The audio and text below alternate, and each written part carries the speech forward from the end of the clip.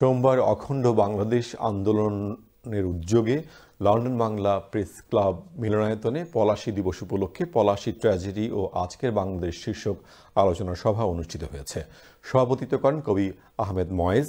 স্বাগত বক্তব্য রাখেন অখণ্ড বাংলাদেশ আন্দোলনের আহ্বায়ক হাসনাত আরিয়ান খান এবং মূল প্রবন্ধ উপস্থাপন করেন সিনিয়র সাংবাদিক শামসুল আলম লিটন। এতে প্রধান অতিথি ছিলেন সাপ্তাহিক সুরমার প্রধান সম্পাদক ফরিদ আহমেদ রেজা এবং বিশেষ অতিথি ছিলেন বিশিষ্ট শিক্ষাবিদ সৈয়দ মামনুন মোর্শেদ ও অধ্যাপক আব্দুল কাদির সালেহ।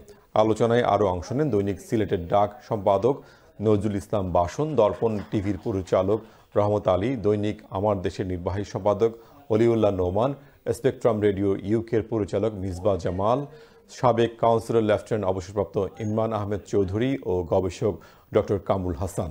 সভা সঞ্চালনা করেন সাপ্তাহিক সুরমার ব্যবস্থাপনা সম্পাদক মিনহাজুল আলম মামুন ও সানরাইজ টুডে সম্পাদক এনাম চৌধুরী।